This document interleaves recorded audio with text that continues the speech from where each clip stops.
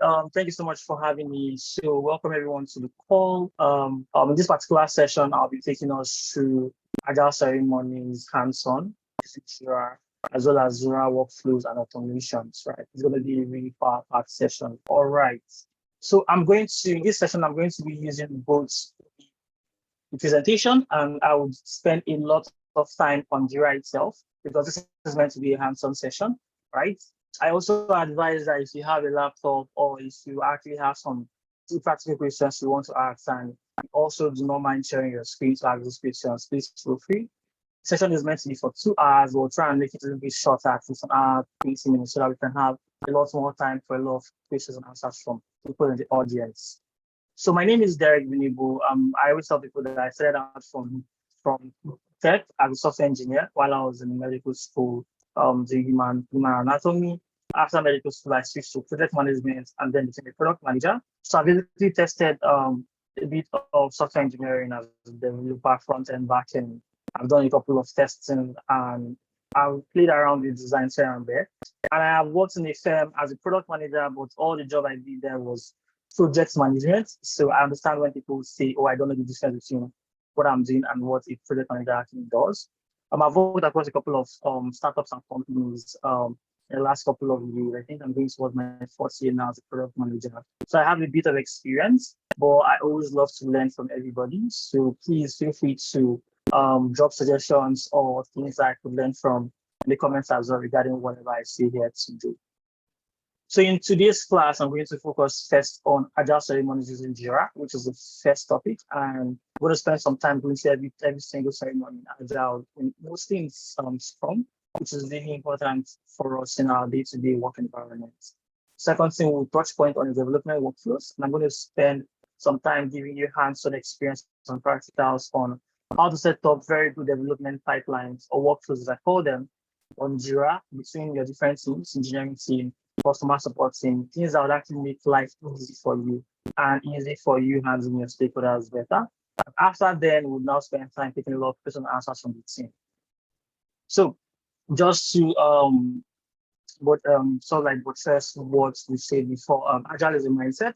As I always tell people, is a mindset. So Agile, it's basically how you think, right?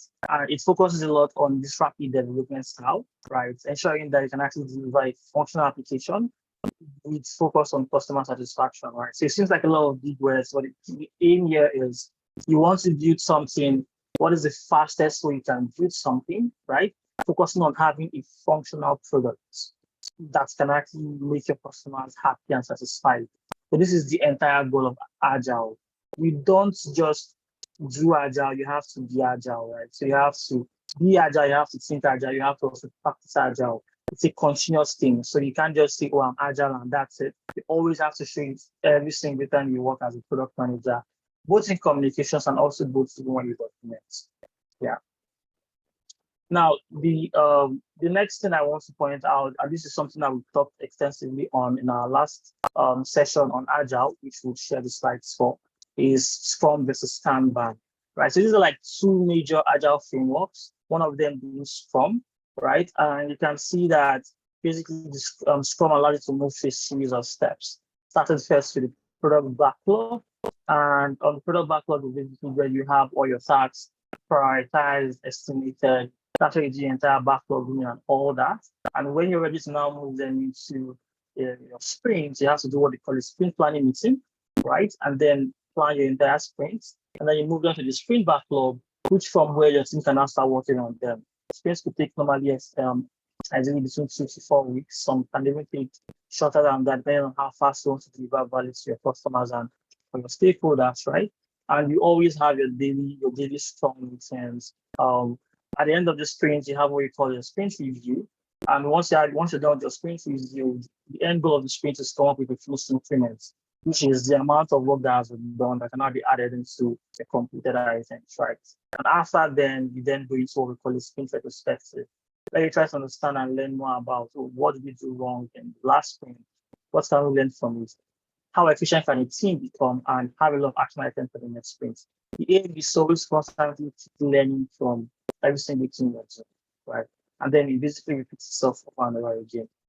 Now, Scrum seems to be, when you look at this diagram, Scrum seems to be I think I'll use the word tedious, right? Because it seems like, it's a lot, it seems a lot compared to Kanban. But it all depends on what you love to use, right? A lot of people feel very, very comfortable using Scrum versus Kanban. Kanban seems to be very straightforward. So Kanban tells you from the backlog, move it into the Kanban board, and then they have like 4 major, but you can always based on your own workflow create more columns, 4 major columns, which is to do, doing, done, and review. Yeah, and you can always create your own columns. You will see the column I've created as well in our test projects. So Canvas seems to be more straightforward. In our last session, I explained why you may want to consider Scrum versus Kanban. So you also do have to check that out, because that will really be helpful for those who feel, when should I use Scrum? When should I use Kanban? Right? Now, looking at Agile ceremonies, there are 4 major ceremonies in Agile. Yeah. And the first one is sprint planning. So this is where the team plans the next items that will be worked on, where they agree on commitments and ensure that all tasks are well defined. So this is the sprint planning. Now, once the sprint has started, we have what we call the daily stand-up. In daily stand-ups, right, the team provides an update on what has been done. So basically, you want to ask people, what did you work on, right? What are you currently working on? If you have any issues, right? You want to ensure that you're always checking in with people to ensure that nothing is actually missing your bag. So if somebody is actually hitting the targets or missing the targets, right? You can be able to actually know on time and then help them get back on targets, right? When the sprint is completed, as the meeting we call the sprint review. So this is usually where the team reviews the work they have done. Look at, okay, we had 10 items on the board, we only finished like 9 of them. We have to move one of them back to the backlog, taking a new sprint again. These 9 that have been done, they're fully completed. We can demo them. We've demoed them, they are working. We can actually deploy them now. We can plan it for deployment. Okay, let's update the stakeholders as well. Let's update our customers and our clients, right? And this is actually ready, and then plan when it can be released. That's how you release it and things like that. For sprint review, are basically reviewing what was the work done by the team. And we basically want to ensure that we have information about anything that was missed by the team, because this also helps you in sprint retrospective. And sprint retrospective, this is where you as a team, you get to, ask yourself honest questions. What went wrong, right? So what made us not to deliver that one item that we deliver? Even if you deliver the full 10 items, what are things that we could have done better to have delivered faster, to have improved our efficiency, right? Okay, who was lagging, right? This is not where you sort of like fall and just like blame people around. This is more like where you have honest conversations about how everyone can improve, right? Because the development team, basically the Scrum team, is to always be agile and see the points. Like this is where you like check these things and have action items on how you can always improve your team. I'm going to explain each of them thoroughly. Yeah. Now, before I do that, one thing that I have noticed while talking with a lot of both junior PMs and a lot of like upcoming product managers is the fact that a lot of people do not really know how to get started with planning their entire sprint board, right? And it's really a problem because maybe they've not worked in places where it's really thorough, but they haven't had a chance to work under somebody who has it well planned and well figured out, right? So one thing that I am going to do is I'm going to show you a typical sample of how do you plan your months, right? This is the entire segment I just showed you, right? And I actually owe a lot of my growth in Agile to when I worked at the Most Cloud, a South African-based company, because I worked under somebody who had very massive experience with Agile, and I was able to learn very quickly. So for those who also like don't have the chances of actually working with somebody who is really good, I would advise you to be very, very engage in communities a lot, like PM Africa, right? There are many out there actually. Engage in communities a lot and find out people who are really good and try to see how you can shadow them, right? Look for mentors as well, because a lot of things that you do not know can actually make your life very much stressful when you're working places that you have no supervision. So to show us this sprint calendar, I'm actually going to open up my calendar here, my PM Africa account. And just to confirm, hi Moyo, is my screen clear enough? Do you think people can be able to see the text well? Yeah, it looks clear. Okay, great. So I'm going to switch first to a weekly view, so you can actually see the week, right?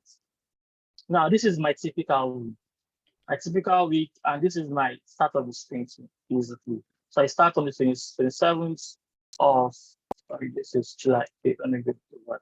Okay, great. So I started on 27th of June, right? And I'm starting with sprint review.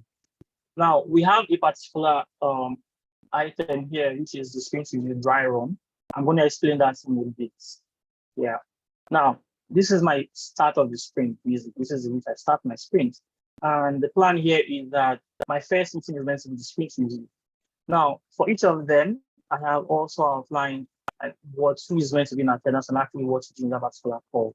In the sprint review call is basically where you have the product owner, the scrum master. And before I continue, I need to point out that ideally, these are the typical people that are part of the sprint review call. But in a lot of organizations, you don't have scrum masters, you don't have product owners as separate roles. You have the product manager who plays the role of three people. She or he plays the role of the scrum master, a product owner, and a product manager. If you're one of those people, you can actually see people like just put a crying image in the comments below because I am very sure people like that exist, right? And it's the nature of the company you're working with. Probably we don't want to hire so much at that point, or a lot of other reasons, right? But ideally, you have the product owner and the scrum master. You then have a development team, which involves your creating your front end developers, back end developers, your what do you call it, your site reliability engineers as well. So that's your development team, and then you have your stakeholders, right? So now in the sprint review, in most organizations, you tend to bring your stakeholders to the front, be it your CEO, be it your product lead, be it the clients. Let's say you're working in a software development agency. Also want to bring in a client as well because we want to give them updates and show them demos of the work.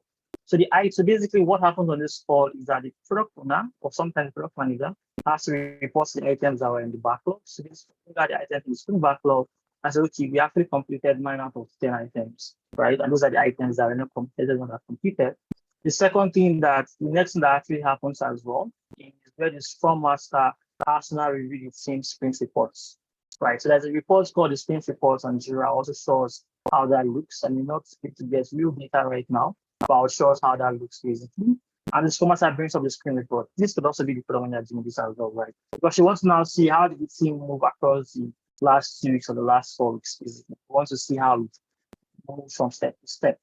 The next thing you want to do now is the development team now should be able to demonstrate the work that was completed. Sometimes the work you could do was probably maybe technical tasks, let's say API development. So in API development, we also understand this fully. For those who don't, it's pretty simple to understand, but it's very technical. Just go on and check online. So API development, you don't really have to show any user interface per se. So they built a bunch of codes that allow people to connect to their software, right? The development team can still demo what exactly works. They can show, oh, we wrote this number of endpoints, this kind of API, and these are the actions I'm going to do. Or this is a response, this is the person's response. The idea is everybody on that particular sprint review call should be able to know exactly what was done within that period of time. Now, this is a typical sprint review call. Please just to point out, I don't think I mentioned this on this call, though those who are in the last session would know Barbershop is the name of my product, my test products for this particular session. Now, I've seen organizations where they don't do sprint review calls with the customer. So as a product manager, I just need to be with your team and you now do a different call, a different demo to the customer, to the client, because you don't want any chaos to happen on the call. But in cases like that, you can always have a sprint review before the main sprint review. I always advise PMs who can afford it to bring in the customer and the client into their sprint review call because it really helps the client to actually see the full transparency of the team and then showing him in real time exactly what has been done, right? So in those cases where you want to bring the client into your sprint review call, I would always say try to have a sprint dry run, sprint review dry run. So basically the idea would be to do the same thing, right? It's the same thing that you're doing the sprint review. The difference now is that you're basically now reviewing it internally. You want to do your test to ensure that, you know what, this is actually what we're going to see on the call, with the client. This is exactly what we're going to show. Your developers need to be very comfortable being able to do demos as well. You don't have them have that sprint review call with the clients if they haven't done a dry run before. So this is if you really need them to be part of that sprint review with the clients directly. Right. Now, it's good to have it like a working day before your main sprint review so that anything that needs to be fixed or modified can be done easily. Now, typically, why you can see a bunch of meetings like this here is that from the mentor I learned from, it is far advisable to have, we normally call it a 1 day meeting block, right? So that day is mostly for meetings. No real core development work, no real core coding. It's all about having meetings with the entire team. So you have your first meeting to sprint review, and after which you have a buffer for like people to relax, rest, or get breakfast or whatever, and come for the next call, which is what we call the sprint retrospective, which is another agile ceremony. Now, in the sprint retrospective, having an attendant, the product owner, the scrum master, and the development team. Now, in the sprint retrospective, you basically want to ask the team what went well during our sprint, what went wrong during the sprint, what did we learn from this, and how should we play out other things in future. Basically, you want to know, okay, what are the action items from this thing? This particular call, you do not involve external stakeholders. You don't even involve your CEO, right? You want to ensure that the team is, your development team is separated from those external influences so that they don't feel shy to speak. It's only those who worked in that sprint that should have that call. And the idea is to actually understand who is not meeting up with expectations. How can we help them? It's not to throw blames. So you don't want to ensure that you don't want to make to get your development team to feel feel uneasy about talking about okay, it's Peter that is the problem. I also don't want them to call out like doing a lot of blaming games. So it's a matter of I think Peter should have done this better next time because this particular thing he did cost us a lot of problems. So now that's exactly how you handle sprint perspectives, right? Now I also, for the case of simplicity, I would, when I open the Jira board, I'm going to show us a very easy tool to use in handling sprint retros. We also have an external tool here, which is retro.io. So they give you the entire full column of how to handle sprint review, right? Sprint retrospectives. So just quickly to switch over to Jira because this is like more practical. I'm going to quickly come here to the retrospective section. I'll show you how I set up these extra tabs on my Jira board. This is my Jira test project, which is a barbershop project.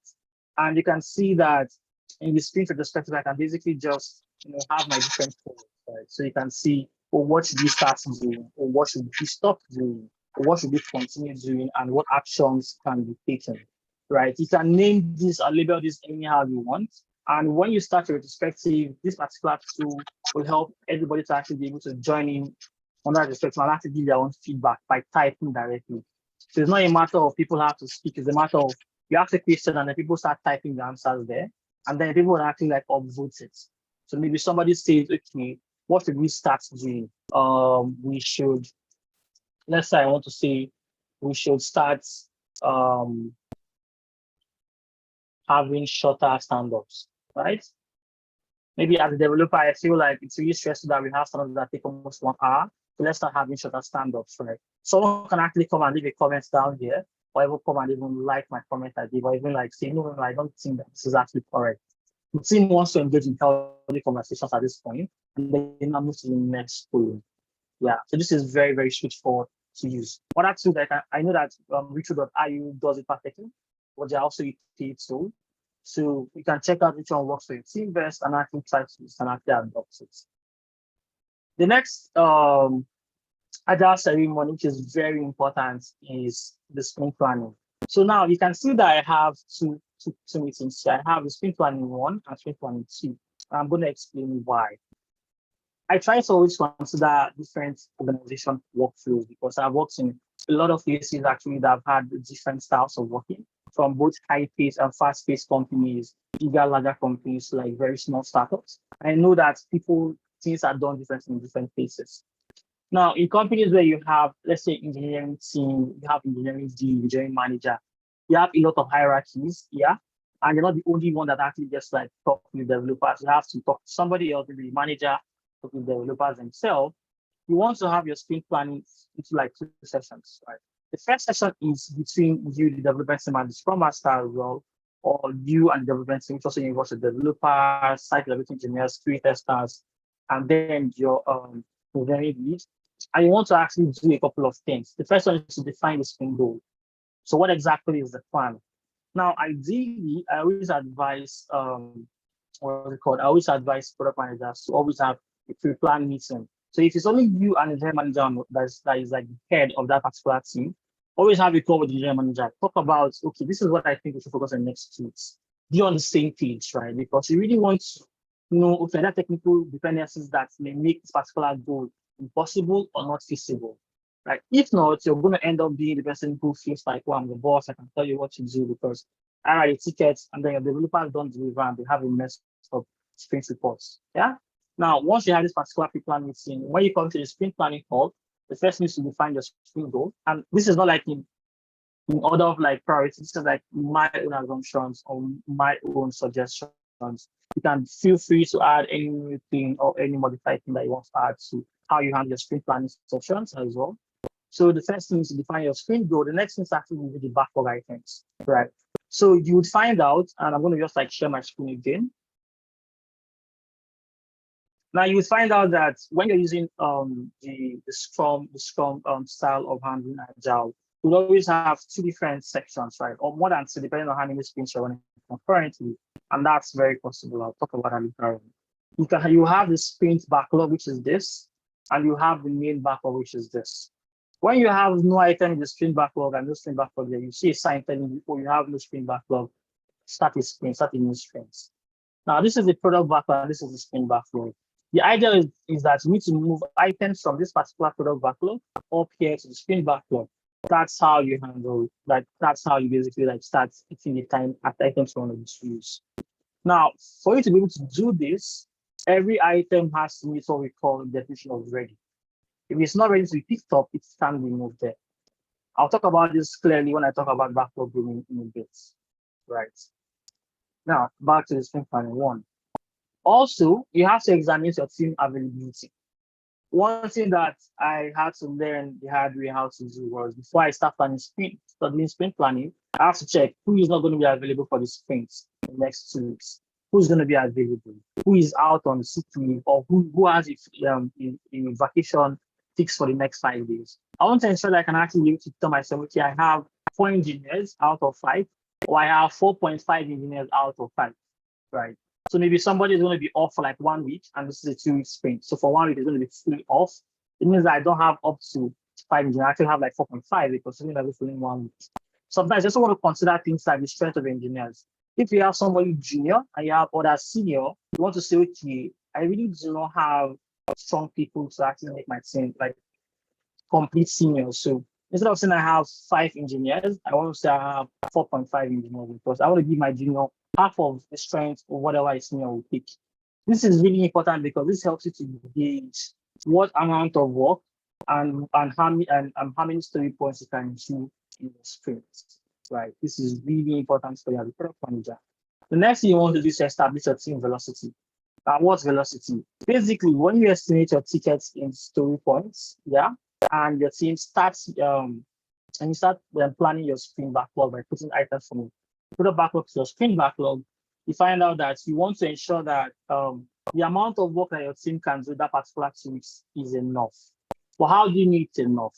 So when you join a team for the very first time as a product manager, let's say you had somebody hand over to you, you want to ask them, what is this team's velocity? That simply means how many story points can they consume within a period of time. Then you can say, oh, well, this team consumes averagely about 40 story points per every 2 weeks. You would also want to check the sprint reports from the past. So you might say, okay, on week 1, they consume like 35. On week 2, they consume like 45. On week 3, okay, like 40. You take an average of maybe the best, maybe the most stable 3. And you want to have an idea of, okay, what is their own velocity as well. Because the idea is that when you are actually planning items, right now, I'll show this later on, these particular zeros that you see here, counters here, show the number of story points that is available here, right? So you only want to move story points here so that the number here does not exceed the team's velocity, right? The idea of sprints is, and the idea of Scrum is to ensure that your team delivers everything. So instead of them to not deliver all the items in their sprint backlog, right, let them rather deliver them faster. So your team velocity, let's say 40, but when you add story points together, they all came up like 42. And there is no 2 story points you can take away to make it 40. It's advisable to put them back to 38 or 39 than put them at 40, 42. Right? The idea is that you want to ensure that your team can actually finish faster, because if they finish faster, they can actually end the sprint real quicker and then reset your entire calendar again. Right. Now, this is the idea of sprint planning 1.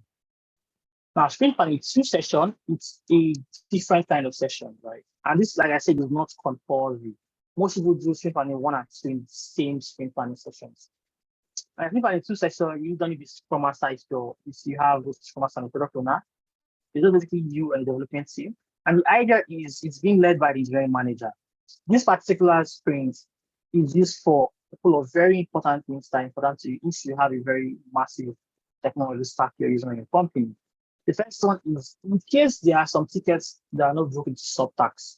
So yes, the team saw a ticket, they know what to do, they estimated it, but they haven't documented the subtask properly. This is a call where you want them to go on that same call. You want your engineers to be able to discuss with themselves, oh, okay, we want to do a login with Google or with Facebook. What exactly is the work that will take? Okay, what is the front-end guy going to do and the back-end guy will need? Okay, back-end guy is saying, okay, front-end guy, I need to actually let me know what you need or what the forms are, so I can write a mock endpoint for you. Or the front-end guy is saying, back-end guy, for me to actually get my own parts done, I want you to give me a mock endpoint or a mock API that doesn't have the real data, but can tell me what I should expect in the request, so I can actually get my own parts done. This thing saves time massively. You won't even phantom how much time it saves you if your team does this particular call very well. You don't want them to have this call during the sprint. So that's why I put things like sprint planning 2 sessions on sprint planning 1, right? But this is not compulsory. This is just a personal, and some companies make it as a decision as well. Now, your engineering team also discusses complexities. So people have to bring like their complaints. Oh, this is actually very complex. Okay, this is how you can do it. The engineering manager is now in charge of ensuring that the team is fully clear on exactly what is meant to happen. Right. This is on this call. This is where exactly this happens. But if you feel your team is good enough and everything is okay, and want to have just one sprint planning call, then that's totally fine as well. Right. The next ceremony you would have to see, and before I forget, it's after sprint planning 2 call that you may also need to start your sprint as well, and because you're also on that call. There are also times when, ideally during backlog grooming, that's where your team, and I'll talk about that, that's where your team comes together and says, okay, this is what this particular ticket means. You explain to them what the ticket means or what it taxes. They actually questions, we break it down better for them. They have comments, they modify design again over and over again. So you have a very complete ticket that is ready to be picked up. Yeah. But sometimes there could be cases where on this sprint planning call, somebody will say, I did a research yesterday and found out that this particular API is redundant. Facebook just stopped this particular API yesterday. I would not consider it last during our backlog removal. It means that this particular route we say we're going to take, we can't take that route again. This may involve you dropping something from the sprint backlog back to the product backlog before you start the sprints. But it may involve you adding new tickets to the sprint itself. This can happen during sprint planning 2 as well, right? Where you have to now modify the items you're taking to your sprint and say, okay, let's take away this one and add this one instead of the substitutes, right? This is very, very possible as well during your sprint planning call. The idea is that before you start your sprint, everybody has to have committed that we are going to deliver this number of story points for this period of time, right? And everybody has to be on point with that commitment as well. Yeah. Now, the next ceremony. Before you go ahead, there are a couple of questions that have come up that I think it will be good for you to take note of now before you continue. Okay. Yeah. So first question is from Tobichuku. He says, what if you join a team that has not used story points? Okay, do you want me to read everything out before we, or you? Yeah, sure, that's fine. Okay, so that's the first one. Ella Ladipo asks, how do you know how many story points to assign?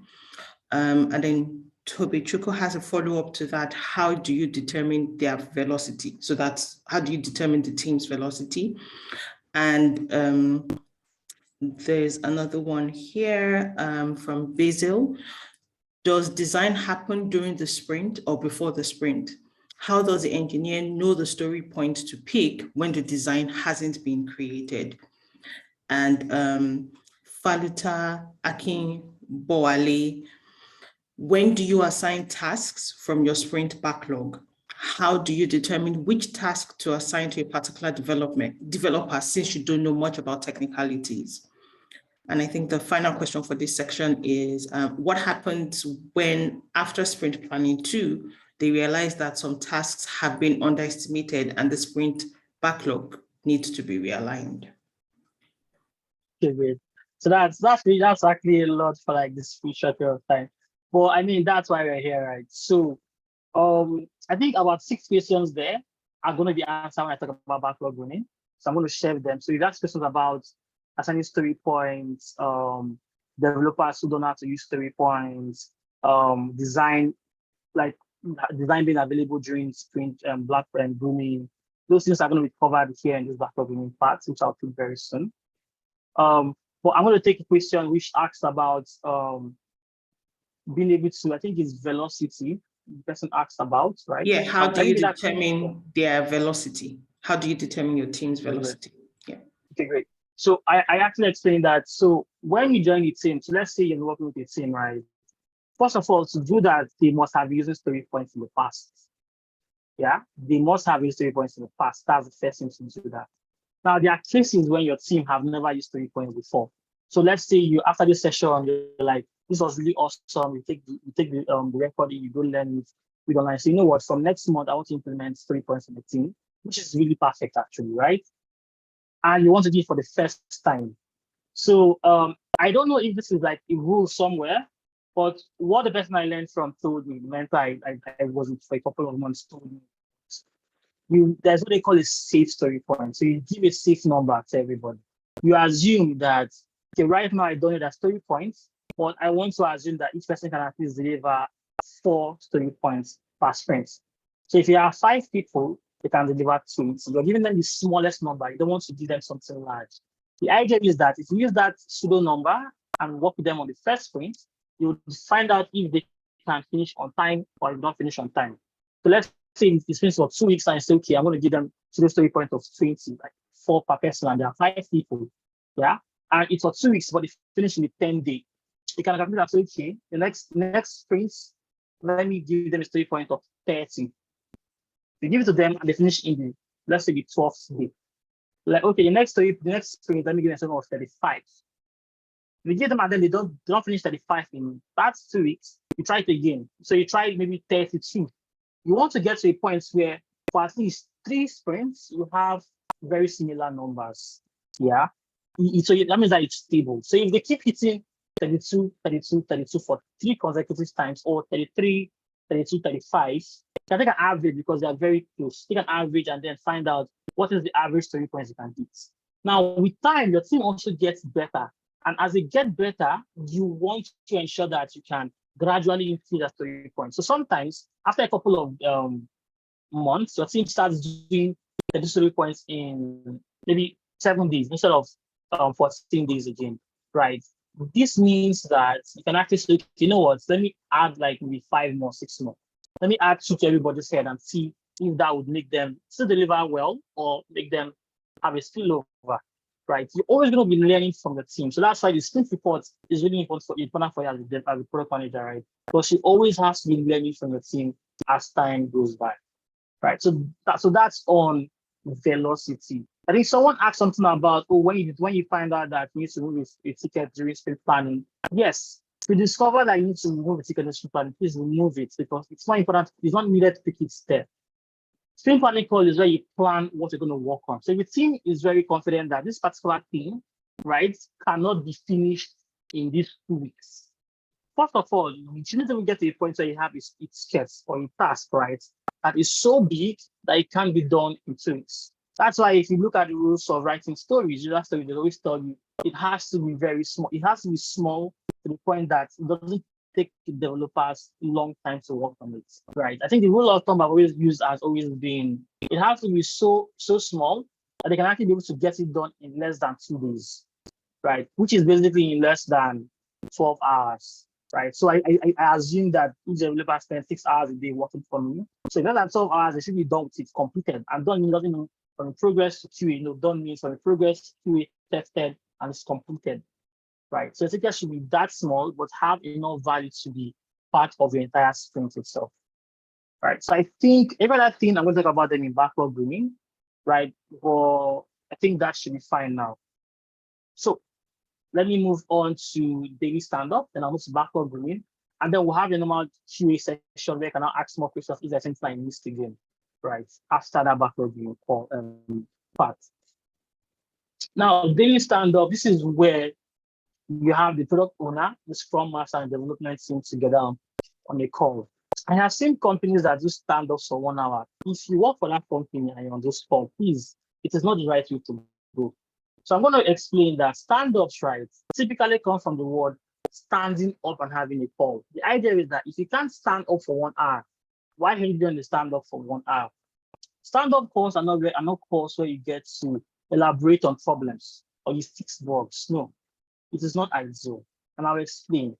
So the first thing about stand-up course is that it's for team updates. Personally, in children's where I work, right, where I consult, I set up stand-ups for them as texts.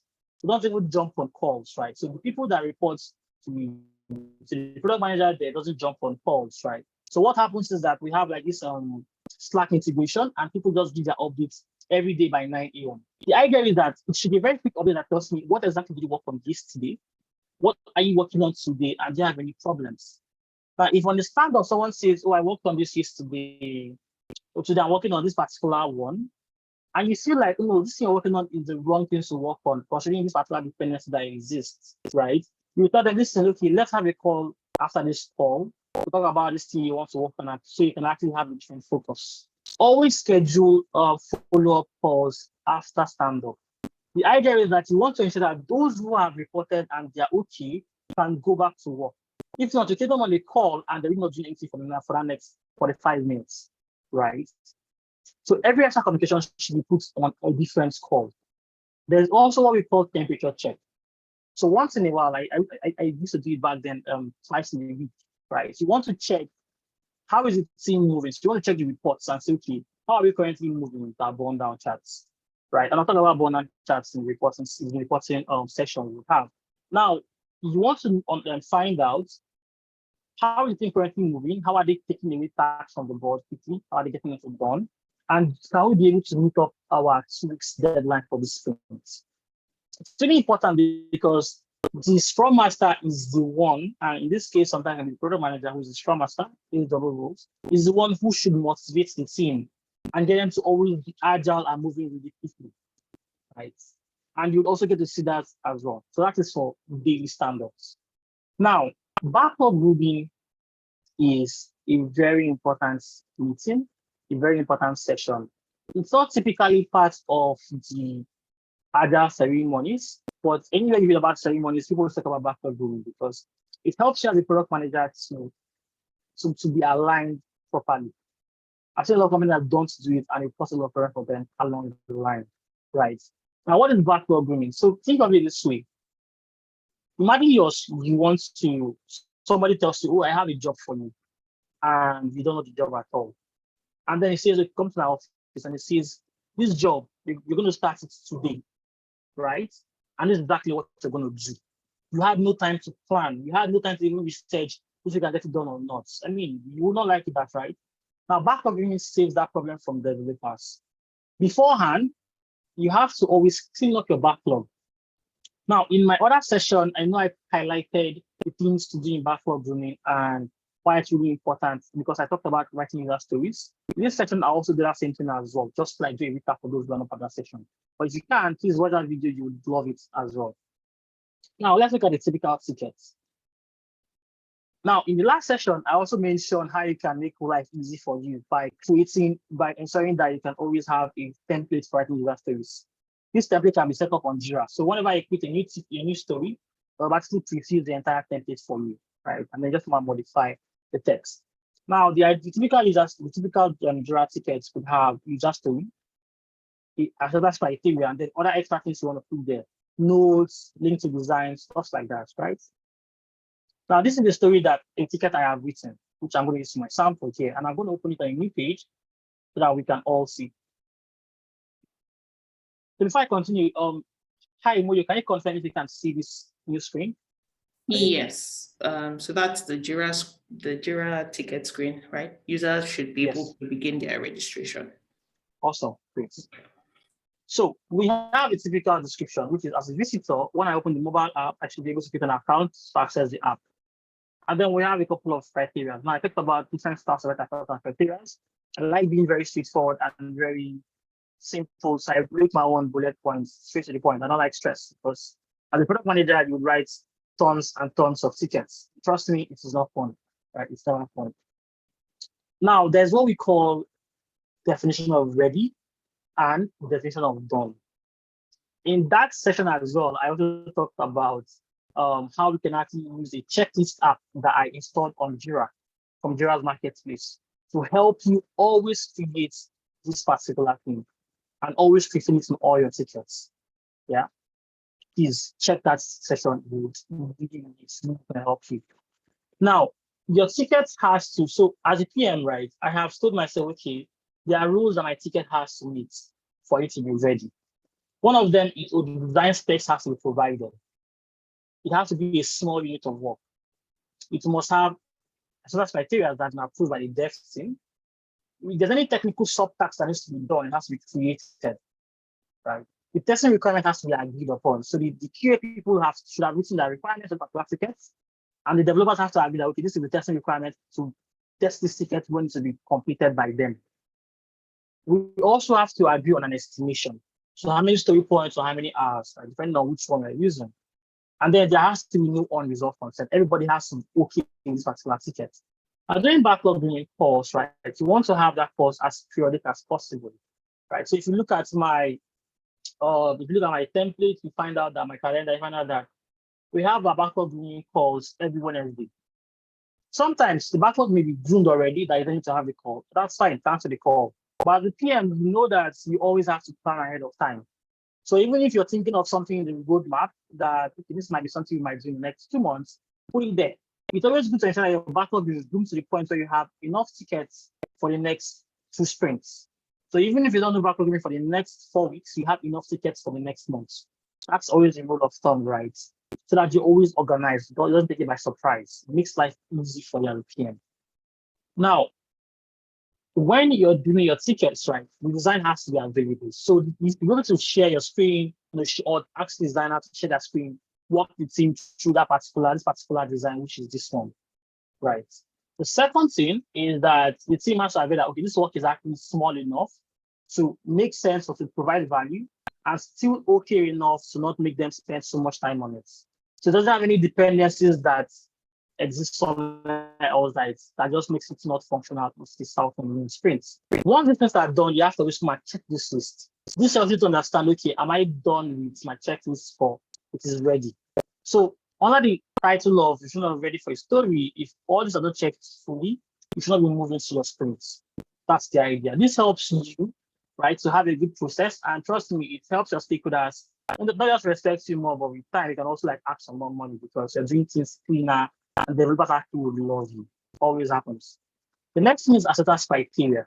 Yeah, this is really important because you want your team to go through this criteria and say, okay, yeah, this is great, this is possible. Okay, is it actually clear for me? Example, let's say I didn't put anything like fields to be compulsory, and somebody asks me, Derek, are the fields compulsory? Just because he asked that question or she asked that question, I have to come and document it here on that backlog call.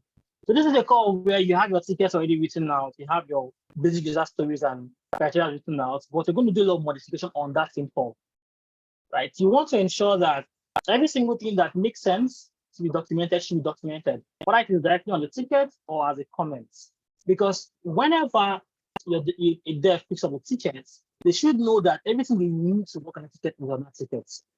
Right? There should not be any shot. Once you're there fixing the ticket and still comes to my application on Slack about something that they should have actually in the backlog in the session, it means that either you or them did something wrong and it wasn't done properly. All communications, right, for tickets, I always say, to be on the ticket. It makes it easy for you to keep track of, what did we agree? Or what API do we agree to use? Or where's the password for this particular thing? It helps a lot, right?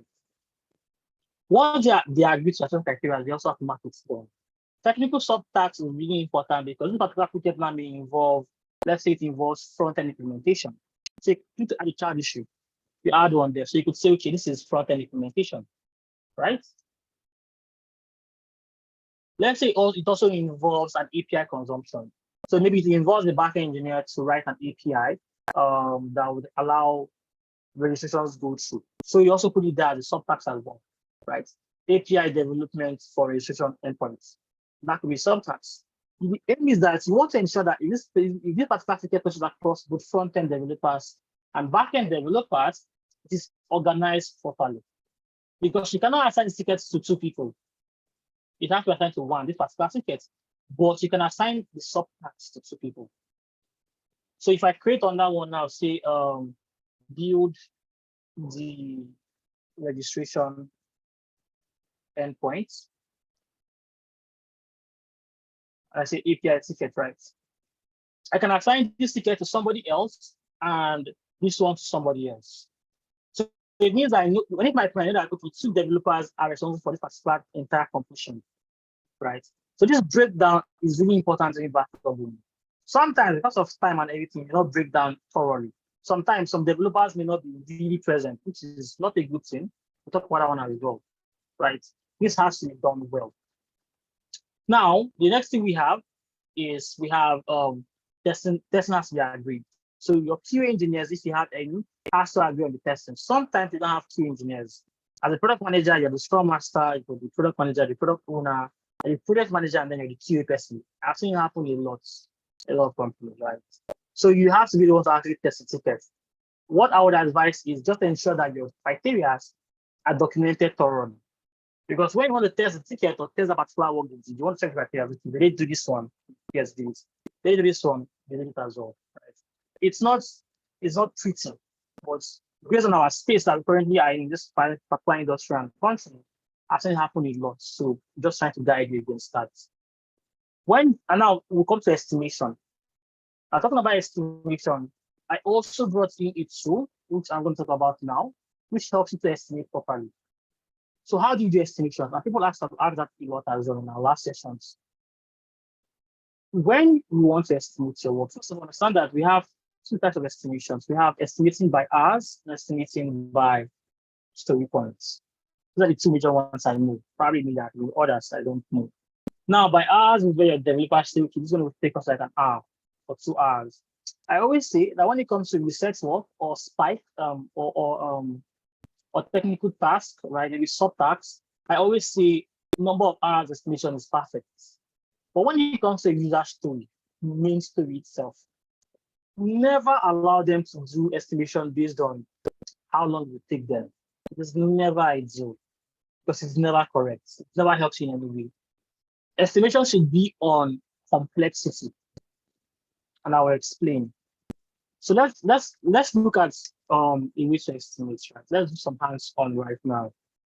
Before I start this hands-on, I want to point out that if you're not aware, Jira has what you call marketplace. So they come here to the apps, right? At the top corner here, and I go down to explore more apps. On Jira, you're going to find out that you have a ton of apps produced by people. They're crazy. Over 1,000 apps are produced by people following you. You can also browse them based on the ones that are free because some are actually paid apps. I think the ones I have installed on my sidebar are all paid apps. Right now, some are actually free. Now, you can actually find an app for everything. Yeah. For us now, we're going to use an app for estimations. We call that playing poker. So it's very easy to play poker. There are very good tutorials out there about playing poker and how to do it the right way. I'm going to just talk about it basically. I think we'll drop resources. We're going to be working on this resource guidelines for PMs in our community that you can actually get access to all these resources as well. Now, let me go back to my projects. So you see the tab here called Planning Poker. This is the tab it's creating because I installed that app as well. Now, when I click on Planning Poker, you find out that I get to see a new screen that says, oh, start a game, right? Now, what happens is that it asks me, okay, what's the name of the game? So I could say, okay, this is a sprint 2. This is our sprint 2 poker game, right? So our sprint 2 estimation. So it's actually, okay, what field is going to use? I say use estimation field, story point field. This is like your default. Always stick to the story point field. That story point estimate field. Now it actually, okay, what card deck do I want to use? I can use Fibonacci sequence, which is this. It estimates in 0, 0.5, 1, 2, 3, 5, 8, and so on. You could also use t-shirt sizing. We do them basically in smaller numbers. So XXS means the smallest, and then from there it comes to the largest as well. We also have label t-shirts, which is this, so that teams don't get confused. So they can actually know what this means and what this means, right? And then we also have hours. And sometimes we want to use hours, right? This also works. Hours are mostly used when you do Kanban, right? And that's like something entirely different for now. But for now, we're going to focus on Fibonacci sequence. These are some other extra things you can actually do, so it's totally fine. I'm going to actually start backlog configuration. So it's going to ask you to configure your backlog. Simply come out to projects and click on projects. Look for your project, which is this barbershop here. Click on it. And then it's going to load up for you here. And once it loads up, you just simply need to scroll all the way down. A second, I'm trying to, yeah. And click on start your game. Now, ideally, you can actually invite participants. I didn't do that because I don't have anybody right now on this particular project with me that I could have invited, but you can invite participants. Now, everybody that actually comes to Planning Poker will be able to actually see this as well. It's really easy. You can actually find out to developers to see how it works. Now, what happens is that to start estimating, you click on the first ticket, right? And oh, before I forgot, I think I missed something. Let me just quickly go back. Backlog configuration. There's something I missed to do, yes. So that's type of ticket. So I don't want to estimate any ticket that is not a story, because that's what I'm focusing on, not the subtask, not the epics, not any other ticket type based on my other projects, just the story. So I click on story. So it filters all my tickets for me just to give me only stories. I can save changes. Now you can see only stories are here. I'm going to start with my tickets, which is, let me start from the beginning, let me start from the one that I have to test for registration. Where is that now? Okay, yes, this. So once you click on the word estimate, you automatically see the details of the tickets. Everything we go to the description shows up here. You can read that for your team, explain to them. Sometimes the developers will ask questions about the estimation, about the ticket. Okay, what does this mean exactly? What is this? What is this? Or do we have this? Sometimes you want to edit the ticket itself, which is to click on edit issue, and actually make modifications. And then when they feel comfortable that they know the amount of work, they have to feel comfortable that they've seen a design, they've seen the amount of work it's going to take, they've seen the full details of the work it's going to take, and they want to now estimate the tickets. Now, you have to ensure that you have an idea, overview of everything here. Estimation, the way it works is that you have to pick what is the smallest item, what is the smallest thing on your entire board. So maybe the smallest thing might be to be a particular screen. It has no API endpoints, it's just a particular screen. And they have to agree on that smallest item.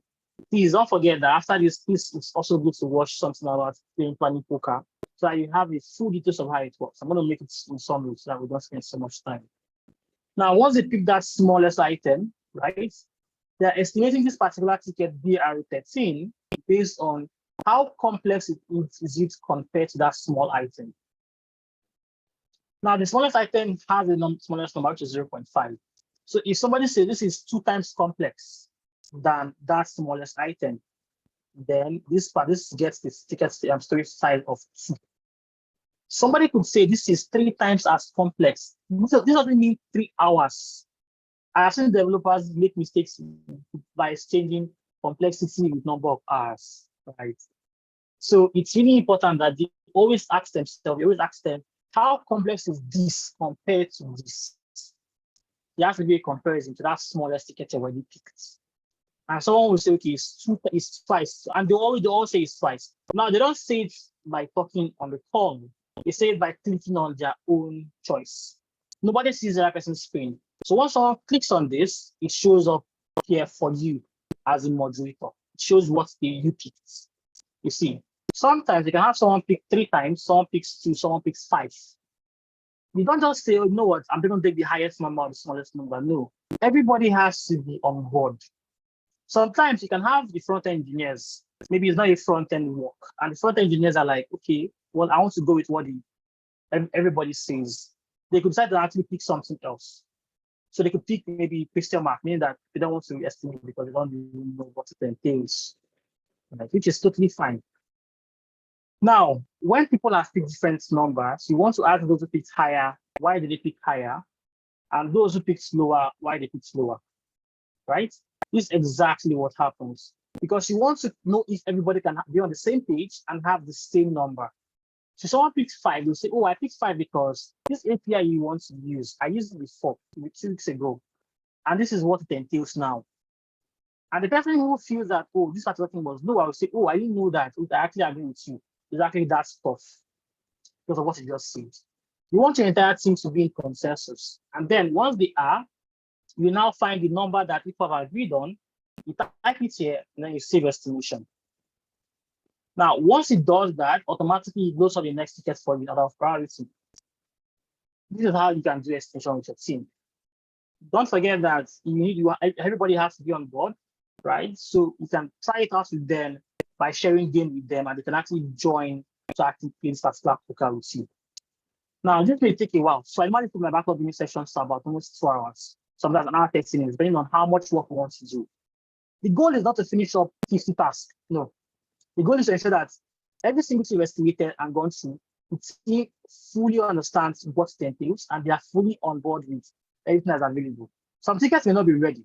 And this one, for instance, now does not meet the option of ready because it does not have the stories written out. There's no design, no nothing. So you simply skip this one. That's what simply happens, right? So you simply skip and remove. And the next one loads up for you.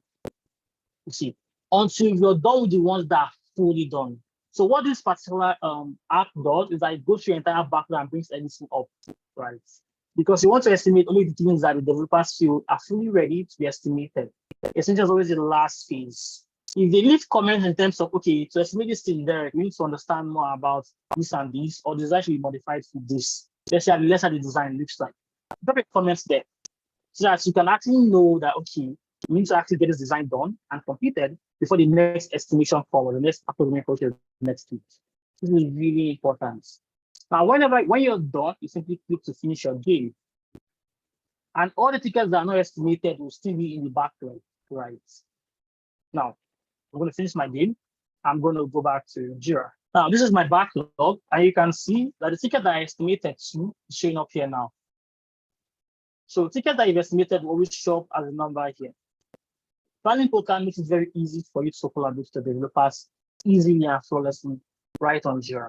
You can do this through other means. If you are in a physical office, you can actually use on a call, physical office with them. You don't have to even use this. But if you want to, I think this is actually a very good method to use when having a call with remote teams. This works perfectly, right? So that is that on backlog grooming. Now, the backlog, as you know, always has to be prioritized. So it has to be estimated and prioritized. So always ensure that your backlog is always arranged in order of priority. It makes work and life easier for you. So I believe that brings us to the end of backlog grooming, which is this, right? So, and I've talked about Agile Ceremonies already. So now, the question now I want to ask is, do we have questions regarding Agile Ceremonies that we can take? Hello, Derek. I'm just curious to see what your your sprint board looks like on your Jira. I just wanted to know about the headings on that sprint board, basically, is what I'm trying to ask. Okay. Did you mean this? I'm asking if these headings are okay. How have you found these headings when you're performing sprints?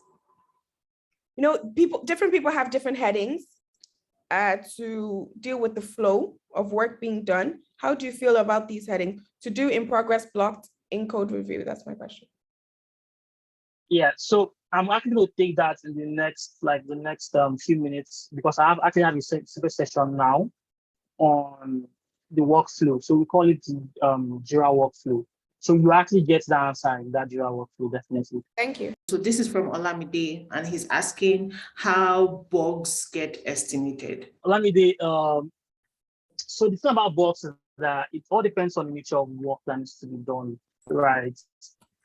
So when I started experiencing this problem, we had a live app. We are still running sprints, and we had products. We had products in the market already, and people were having bugs with it. So they report a bug and comes here. Because you're using story points, yeah, the complexity of the bug is also important. So you have to look at how complex is this bug as well in terms of when to resolve. Now, there's a workflow for bug fixes. When a bug gets reported, you have to assign somebody to actually investigate, right? So the bug is not, so the bug ticket itself, and you see this in my workflow session, the bug ticket itself is not what you're working on. You're working on a ticket that fixes the bug. It seems a bit confusing, but you will soon understand that, right? So the idea is that, yes, there's a bug that does this and this, right? But now you're working on something that fixes that bug. You're estimating the complexity of the fix itself. The fix could be small, it could be major, right? And then when you estimate that, you now decide, and we always prioritize bugs in our new sprints. So new sprints, you always prioritize, when you're planning a new sprint, you always prioritize bugs, one, and then you also prioritize items that came from the last sprint, the probably are spillovers from the last sprint, before you take in any new work. So you find out that if you have a very buggy software, then you'd hardly do any new feature at all, right? No matter how your stakeholders prioritize it, so listen, we have to ship this out, this thing new. Trust me, bugs also always come first, and then the things that you left behind the last time comes next before you're not taking new items from the backlog, right? So I think I'm actually going to touch points on that bug prioritization in a bit as well during the workflow session. What do you do when an urgent issue with a feature occurs and there's a need for a fix? Do you add to the existing sprint or tell the stakeholder you would have to wait for the next one? It's not about Scrum, and that's why a lot of people easily want to use Kanban. Is when you have a problem occurring and you're already started the sprint, let's say you're like in your day 4 of your current active sprint, and a bug just came up and it's really important. Ideally, you cannot take your engineers off the sprint to work on that bug, because Scrum has a way of shielding engineers from external distractions. So in situations where it's really important that that bug has to be done, what is advisable, right, is once you've estimated the work to get that bug done, so let's say it's a 2-story pointer, you go to your current sprint backlog and say, okay, what can we remove that is equal to or is slightly higher than this 2-story points? And then what can we replace with this bug? Because in your sprint reports, you would see that when you add something new and increase the story point, Jira basically gives a very massive line. I'm going to show that with a sample image online, right? So the line doesn't go down, it goes up and comes down later on, right? And this automatically means that Jira is telling you, listen, you guys may not reach your point again because you've added something extra and may disrupt your team's deliverability of the entire sprint itself. So ideally, you take away something from your sprint backlog and put it in. But this is only in this particular bug, and it only has to happen for bugs, right? If only particular bug is really important to be worked on that particular time, and you cannot wait for when you're done with your sprint. What happens when you create estimations and the engineer doesn't agree with it, saying it will take a longer time for them to finish a particular story? What do you do? Quick estimations for engineers. Never do that. You're not the one working on it, it's them, right? That's why during the backlog call, you're having the call with your engineers. You want to bring them on board. They're the ones that estimate. You don't even estimate. So I was able to choose, like, click on those numbers because there's nobody else that can do that demo, like that could come on board and do that with me, right? But ideally, you be a moderator. You don't click on any number. So your only that you ask them, okay, start estimating. There's always a timer. You set a timer, 10 seconds, 1 second to estimate. They click their numbers and then you ask them, okay, Peter, why did you choose 5 compared to 2 that everybody chose? What do you need that we don't know? It's not a matter of saying, oh, Peter, you chose 5, you always the odd one out. Let's go with 2. No. You ensure that everybody can say why they choose something higher or something lower. So if someone says something higher and you ask them why, and they can't give you a clear explanation, then it means that they're just trying to be, let's say, callous is the word, right? Because if someone knows that this is complex, they will explain to you, oh, it's complex because this kind of work will take this, and this.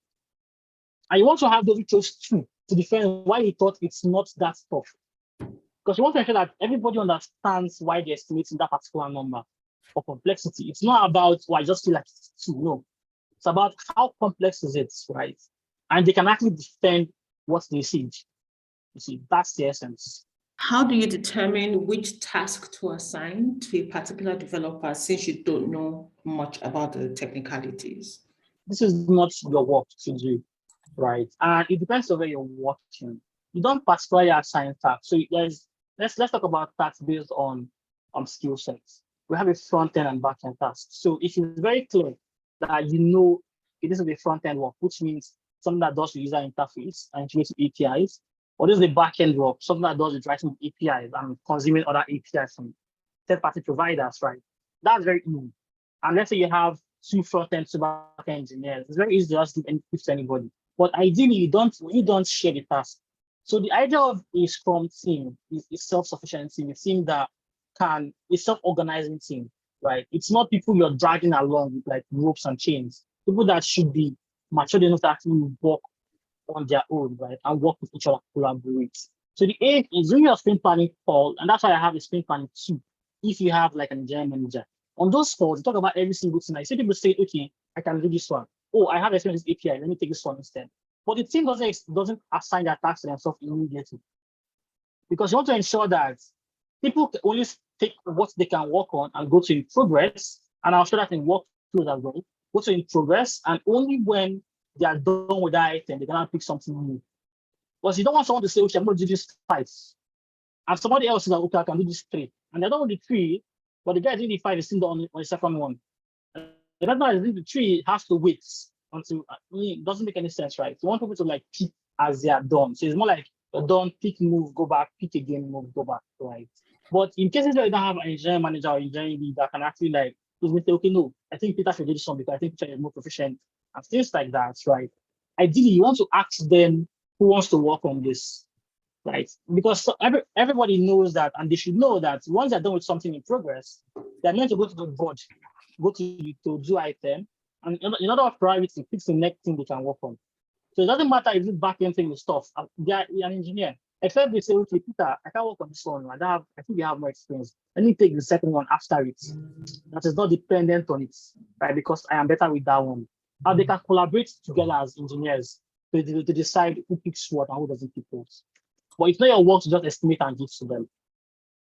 Yeah, next one. and I guess that's part of the things you discussed during stand-up. So once you've gone through what would you pick, what would you work on today? It's that's part of the process, right? So Adebayo asks, did you purchase user story map, retrospective, and checklist? What are the essential tools to be installed on Jira? Okay, great. So those particular tools, they are all paid, but they come with like a 30-day free trial. I think they're about $10 each, if I'm not mistaken.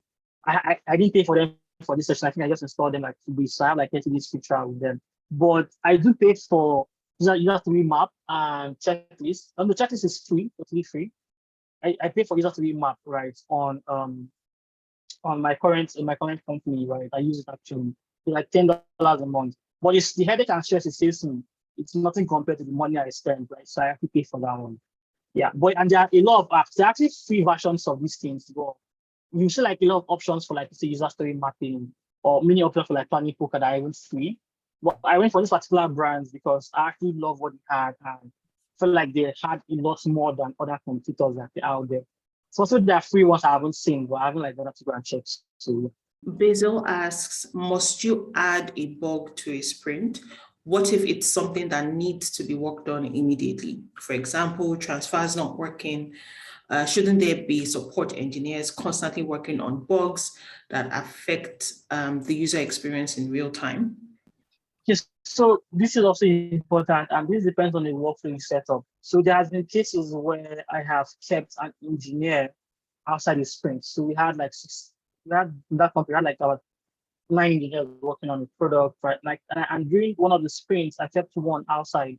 I actually kept the engineering manager outside the sprint, so he wasn't estimated to work on the sprint at all. But the idea was that we had something going to staging for some demos with investors, and we didn't want a situation where we had to make a very quick fix and nobody could do it because they're busy with the sprints. don't forget that the idea is that you don't ever disrupt your sprints commitment and engagement, right? So I kept somebody outside the sprints and he's part of the sprints. Then two, whenever there's a bug that comes up, that needs a very quick fix, is there to fix it. When there is no bug, then you can actually jump on something and fix up people too. So that's exactly what I do. Fanuta Kimbawali, you did an example using subtasks to assign user stories to the front end and back end. I think front end and back end tasks. How do you track or follow up on what each developer has done on the sprint board for that user story? I'm actually going to show that in the next couple of minutes. Okay. Naomi asks, should everyone on the team be involved in estimating every task, even if it's not their task? Yeah, so there are times when, like I showed, right, there are times when people can click on the question mark so that they don't have to estimate, but everybody's actually expected to actually click on something. So we'll go on the break, click on the coffee signs or click on question mark. The idea is that we don't know what to estimate because it's not something you're familiar with, yeah, like you don't estimate, right? But let's say if it's a backend ticket and we have like 2 backend engineers and maybe 3 front-end engineers, the front-end guys may not want to estimate. Some front-end guys may actually know, okay, I think this is a backend, but I think it might be this, right? The aim now is to always like know how to like gauge, okay, who are the people that should ask more importantly? Why did you say a 2 or a 5?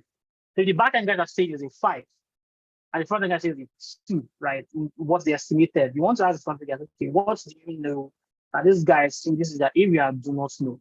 So it's open because you never can tell that he may know something that probably might save them a lot of time. And they may say, oh wow, okay, that exists. Okay, let's research it and then use it. But if that exists, that means that this will actually be since of a 5. So people learn a lot on this course like this. Great. So basically everybody should be involved in estimation. And okay, so the final question is Benedicta. Please go ahead. Okay, great. So my question is sort of in 2 parts.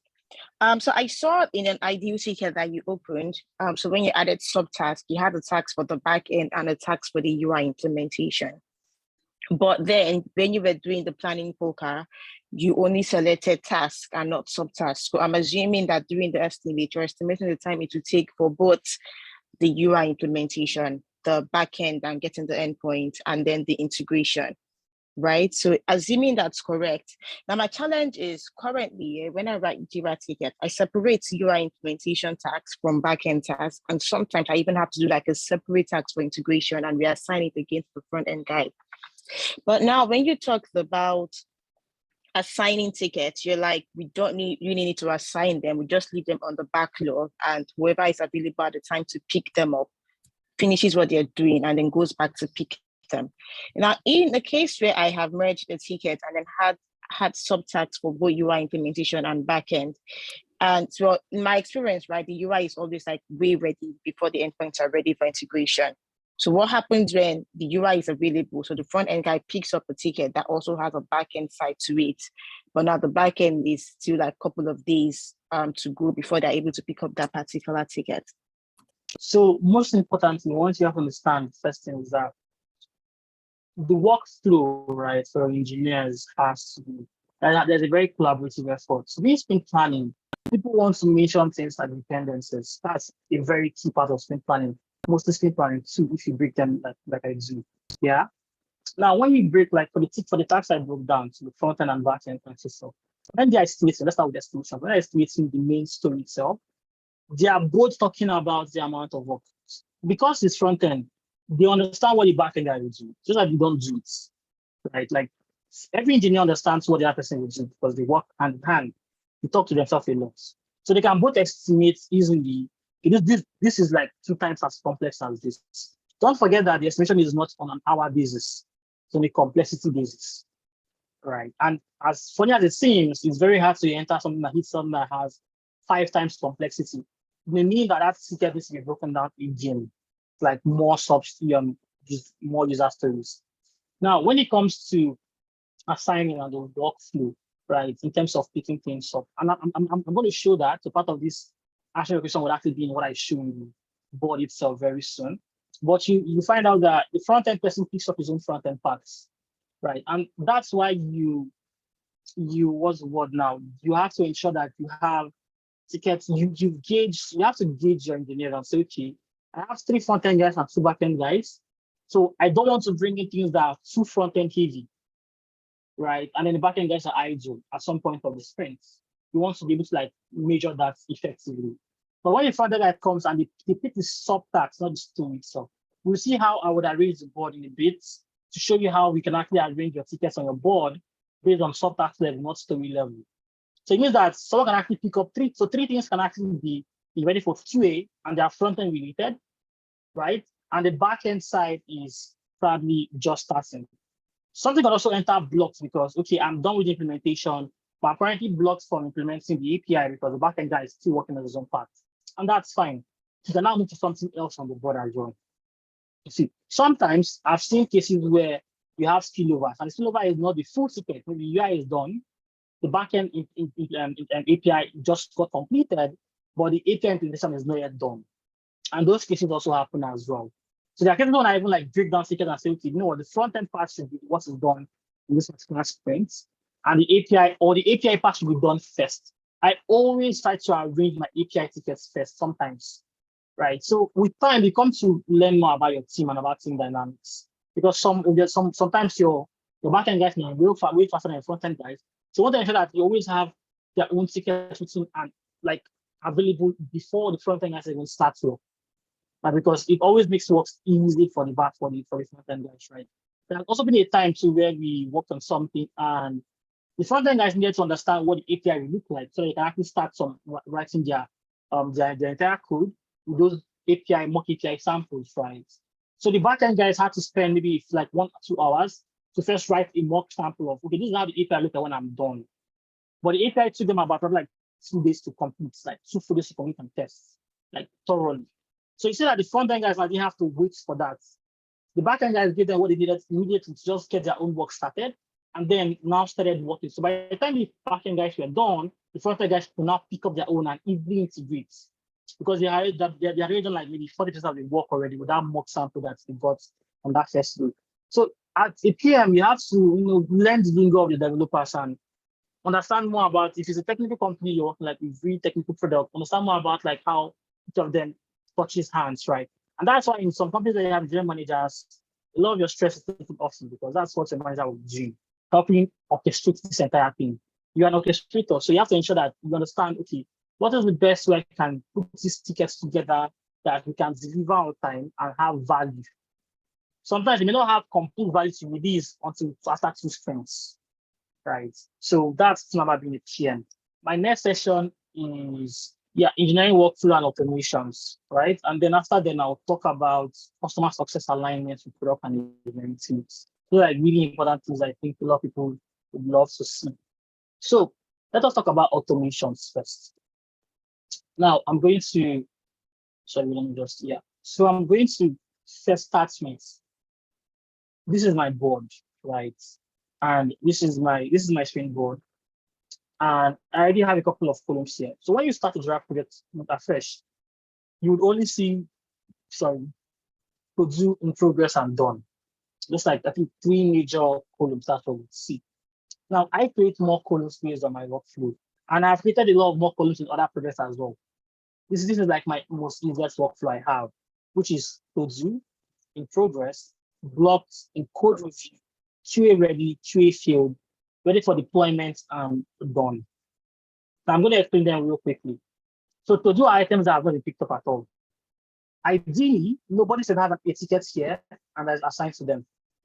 Because that means that somebody is saying, oh, I want to eat this food, but right now I'm eating something else. So let that one just pick for me. It's for me. When I'm done with this, I might eat this one. No, because you want to ensure that anybody who is available can take it and start working on it. So tickets here should always be unassigned. So that when someone is done with whatever they're working on in any of these columns, they can now move over here. So let's say somebody is working on something in progress, right? And they just move this to, let's say, in code review, for someone to review for them. While the person is reviewing, they can actually put a new task on code review. Don't forget, it's all about orchestration, collaboration, speeds, right? The progress basically is where you have people, tickets that you're currently working on. You can also set what we call a column limits. So, I don't want to have more than this number of tickets in progress. So if you have 5 engineers, You don't want to have more than maybe 12 tickets in progress. The idea is that somebody does not get to pick more than 2 tickets at least, right? Because you don't want them to be overworking. So if you're working on it, be done with it. If it's currently blocked, move it to blocks. If it's currently something that needs to be reviewed, move it to review. If you can't do it again, I want someone to take it over, move it to do back and unassign yourself from it. That's the workflow, right? We have blocked as well, which is where you see, okay, if something is currently blocked, maybe, oh, I'm working on this particular thing and the API is not connecting, the password isn't correct. Instead of them to start waiting for you to give them feedback, they should move it to blocks and then tag you to it or tag whoever needs to help them unblock it.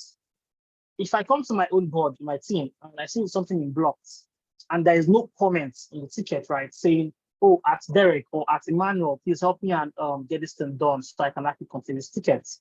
I will assume that the developer hasn't done their work. I will ask them, why is it in blocks? Because I can't see why it is in blocks. They have to explain why it's in blocks so that somebody can actually unblock them. So during stand-ups, you want to like say, okay, who can actually unblock this for them so they can actually pick it up easily, right? Code review is what some companies do, some companies do. It's like where the developer writes the code and somebody else has to review the code. Maybe they want to, or the team members to actually review what they wrote and before they can actually go to QA. Sometimes they want to review the logic they use, the APIs they consume, how they did it. Oh, can you code everything better? Oh, so you use a particular type over here and stuff like that, right? This helps to ensure that you have a flawless, easily flawless system, right? It just helps to ensure that nothing slips in the cracks. Mostly if you have your engineering manager, you're also reviewing codes that the developer writes.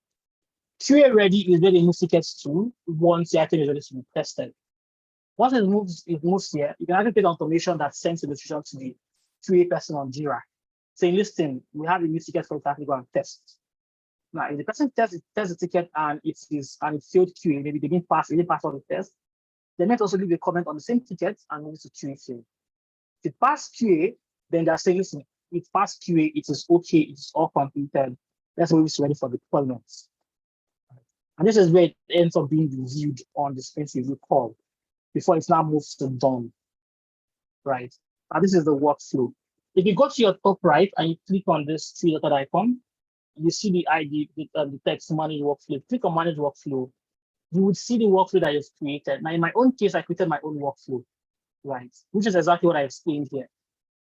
I can tell myself the kind of things that people cannot do and what they can do as well. So example, from to do, something can move to progress, right? It cannot from to do move to code review or to blocks, right? And I'll finish back when I go back to the board. From in progress, it can move to blocks.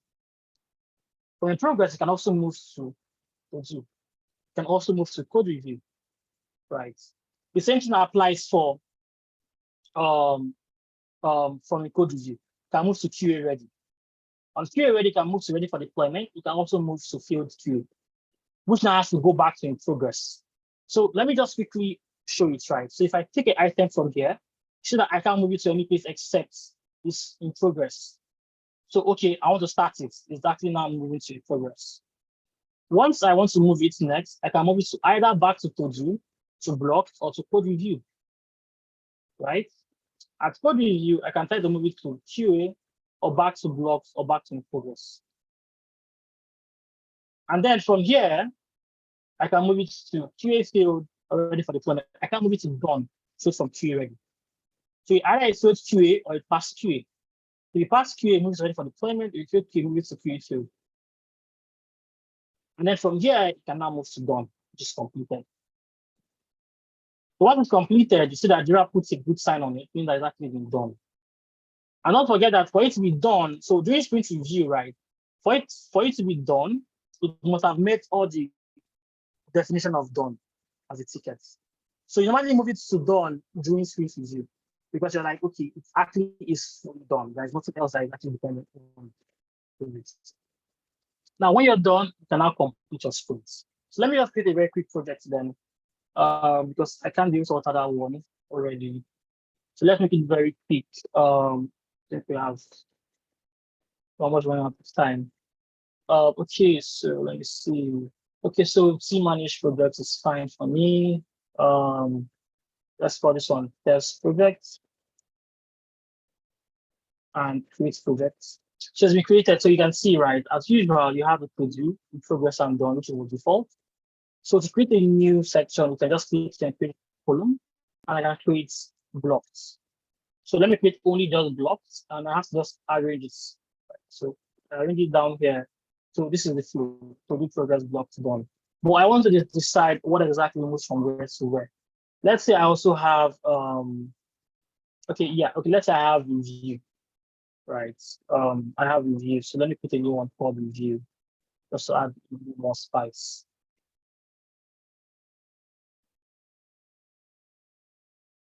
So review comes before done. Now I go to manage workflow, which is here, manage workflow. And you can see that this is default how Jira shows their workflow management page, right? So what this is showing is that, okay, currently it's any status can go to do, any status can go to in progress. Basically, it means that you can move anything to any of the spaces at all on the board. But I want to prevent some places to have things moved to them. So I would say, okay, let me start with done. Done is the big boy on this one. So let's done be on the side. And I'm going to click, and when I click on done, right? So when you click on done, you see something comes up here, and I can say, okay, do not allow this says allow issues on the status to move to this one. So this is saying that if I click on this, any issue can move to done. I want to say no. Done has to start with something else. So I'm going to close this, right? I'm going to say only items from review moves to done. So if I click on review, once I just hover on review, you see this plus sign shows on your cursor, just simply drag it down to done. And they tell you that, okay, you're saying that you want to move the status from review to done. Yes. Name the transition. So I could say this is work completed. I mean, just restart. You don't have to be font. So work completed. You can create it. So once it's created, you can see that review now moves to done. I can also come and say, okay, review items only get moved. So things get moved from progress to review. I click on review, do the same thing, disable this. I close this. From block, I click on it, I disable it as well, close it. In progress, this is okay, enter is okay from here. So I drag this from here to here. So time to work. I also move from block to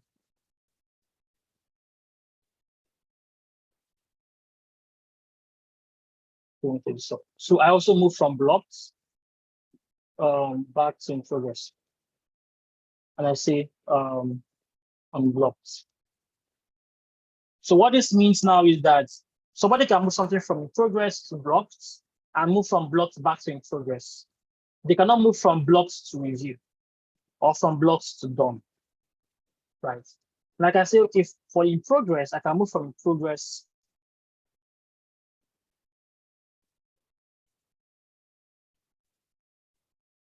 down to review. And this means QA ready. So you see, now when you click, if you have any errors, so let me delete this. If you have any errors and you click anywhere, let's say you click on this, you see they tell you that you have errors here. You need to actually fix. You have 2 errors. So it makes sure that your workflow is completed before you can actually move this page. So I'm going to move this now. Say QA ready. And you can see that my workflow is completed. Everything is now moved to a very nice place. I can also create a new workflow saying moving from in progress to so not ready. So somebody picks something in progress. For some reason, they're like, oh, I have too many tasks, I can't use it again. Move it back to this. So someone is trying to pick it up. Right. Now that's exactly what that means. And as usual, design can look anyway. Just decide how you want to design it so it can look fine for you. Now, this is actually what you can also share with your team so that they can actually see how they can transition tasks from point A to point B. It helps you in a lot of ways. When you're done, you simply update the workflow. And then you can decide to say, this particular workflow is for only stories, subtasks, or bugs, or a pixel task. And then you just simply save changes. And this is how it creates a direct development workflow on your board. Right, which is this. So I don't know if that helps. Is that okay with you? Right? That helps, Yeah, right? I think that's pretty clear Okay. for everyone. Okay, great. So let's move on to something new or something else, which is really important before we close the call. And we have, I think, 15 minutes or 18 minutes left. So the next thing is for customer support / engineering workflow. This is really important because I'm seeing a lot of people like mess up with how to log bugs properly. Sometimes a bug is logged, so people want to use this. So there's a tool called Jira Service Management, which allows people to create bugs and log bugs easily, right? Your customers can also delete bugs for you. Someone can even send you an email to a particular email address, and it automatically gets a bug for them on Jira for you. Now the PM, you don't have to do a lot of stress. Like, oh, someone logs a box here, you go and copy everything and post on your own channel. Because ideally, right, what happens is that if we come to, so I'll click on service management to open it, and open a new tab so that we can have more space. So ideally, if somebody comes here and logs a box, so this is a demo project, right? I come and create a new box ticket. So I click on create and I choose this is a different project type. I already cancel this. Just cancel this real quick. Okay, let's use the one we have. So if somebody comes and raises a request, Jira has the setup for this entire thing would also be in a different video as well. It's pretty easy, right? If you haven't used this before and just click on this service management decks, they help you set it up in very easy steps. Once it's set up, what you need to know is that you can always raise your own requests internally, or you can allow people to raise requests for you. You can invite people to be your team members, right? You can also add your customers to your support help desk. And these are mostly external clients. Think of when you're working for B2B, be on a B2B product, right? So your business customers need to be able to raise tickets for you directly via email or something. And you want to actually create a support ticket for them immediately. This happens in a lot of B2B companies, right? Now you have what you call channels. Channels is where they can send you support messages. So you can actually turn on widgets or turn on a chat bot on your website if you want to and configure it. You also have a direct page, which is the help center, which is this one that opens here, opening in a bit. And then this is the support email you can actually use. You can also configure it to have your own domain, right? As pmx.store or whatever the domain is. For now, for this particular session, we're going to focus on the service desk side. That's the normal link. So once you open this page, if your customers click on that link that I showed you, which is this one, which is also the page they get to see, they'll be asked to have an account and then log in and all that. Now they can choose to leave a lot of information here, technical support, other questions, or report a bug. This is the most important one.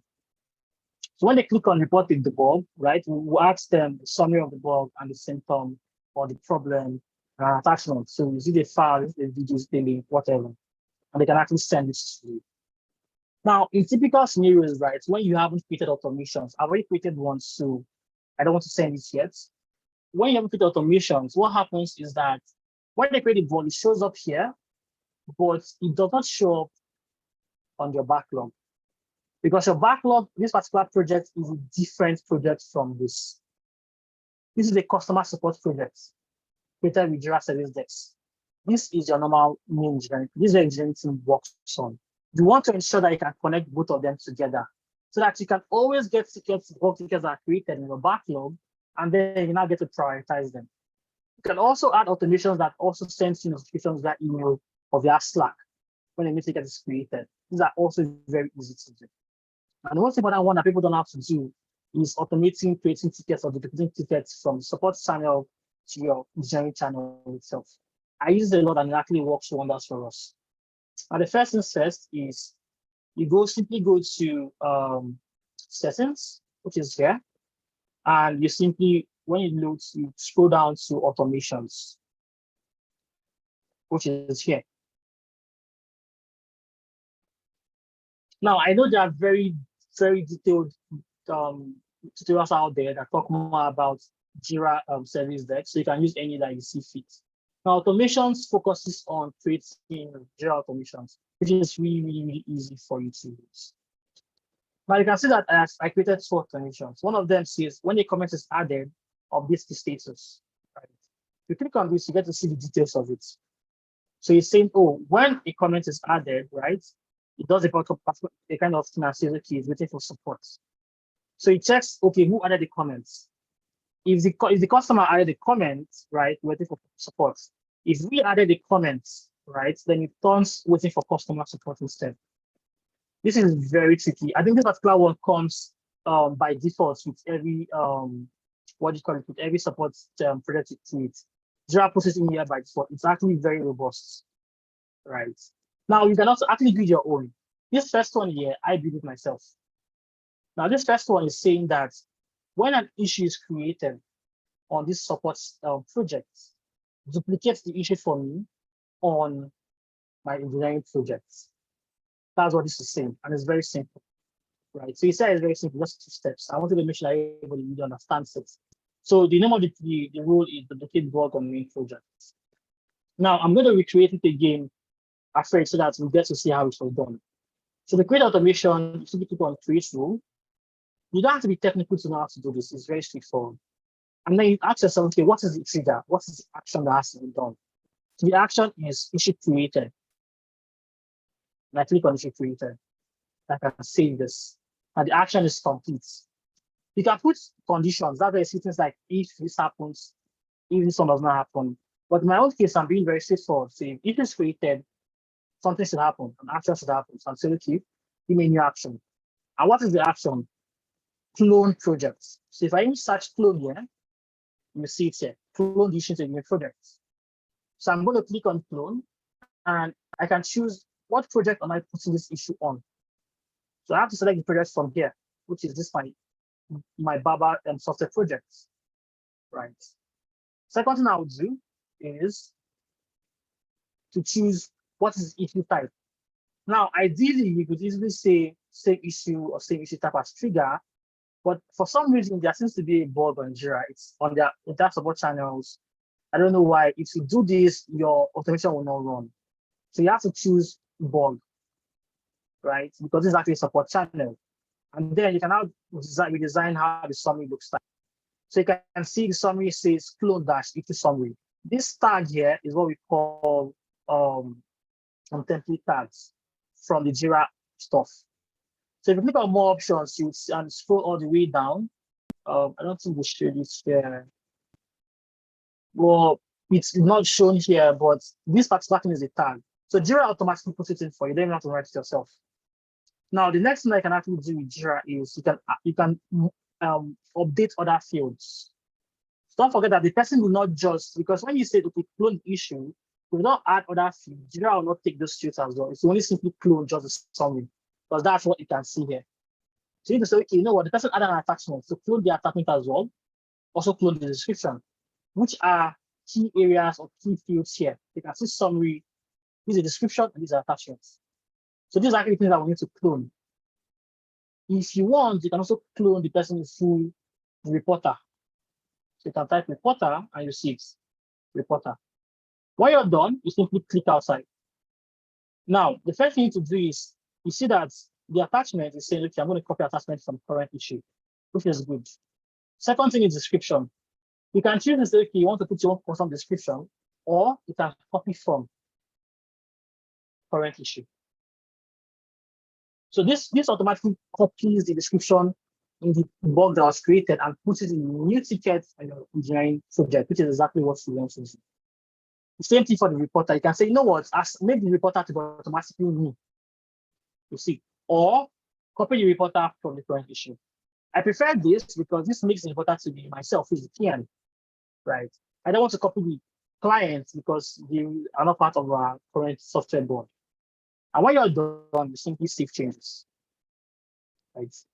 Now, that's exactly what I did here for this. We also have what you call audit logs, where you can track how many times that particular automation ran and the issues you faced. So when I first did it, I had a problem, showed some errors. I searched for the problem, saw it, made a config change, and everything started working fine. So every time we run the automation, it tracks a new success if it's okay, or an error if there's a problem, and then it tells you the problem with the error. Like for instance, it tells you this, and if you go copy and paste this particular thing online, you most likely would actually see how to resolve it. Yeah, these are not so technical, but you have to do an extra step.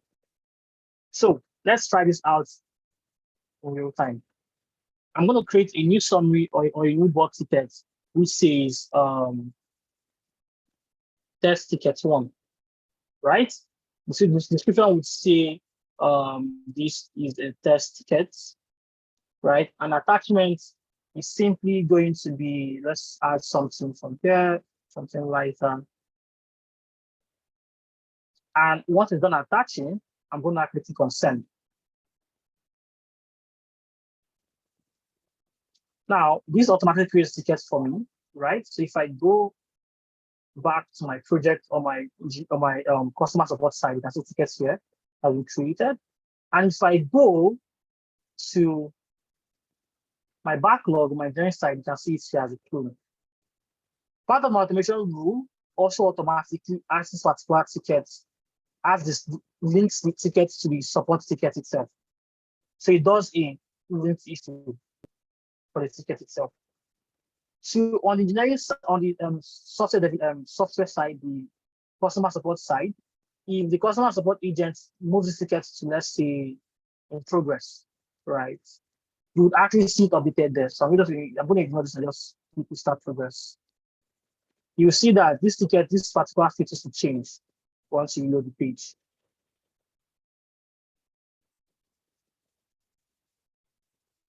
Which is this. And also, if this particular one is updated, right, the same thing happens for the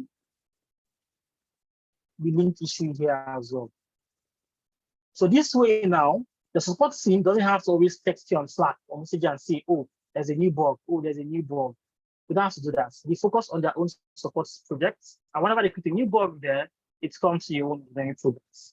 This is very thorough. I try to summarize it very quickly, but we're going to have like an ad hoc session recorded and uploaded online that I can actually go and watch. We are preparing a series of Jira tutorials for PMs who are starting and who are actually advancing to actually get access to all these guidelines as well too. So in that particular video, there'll be like a very detailed walkthrough as to all this I just showed now and extra things that are really advanced for me, right? So I think we are nearing the end. The last thing I wanted to do was to quickly complete this sprint, which is this one. So I want to complete this sprint so I can actually start a new sprint. Now we're on our backlog and we want to start a new sprint. Start a new sprint, we have to estimate a couple of items. So to move the item to the backlog, just simply come here and drag them here. Let's say I want to move 3 items there. So I come and drag the second one, or I won't right click and click on move it to BAR sprint 2. You can also run multiple sprints as well. If you have multiple teams working on projects, I have run like 3 different concurrent sprints together. That's also very possible. Now, when you're ready, you have to actually start your sprints. We should actually for your sprint goal, which you have to put, as well as your duration. Always ensure that your sprints, all your sprints, your items always have an estimation. If not, your sprints will not be reported efficiently. So let me put this on as 3, and I'll put this particular one as 1. So now I'll quickly start the sprint so I can actually show us the workflow. Test. Now start the sprints. And once the sprint is started, you can see the new board. Now I'm doing this because I want to show the person who asked about subtasks and moving them to the workflow.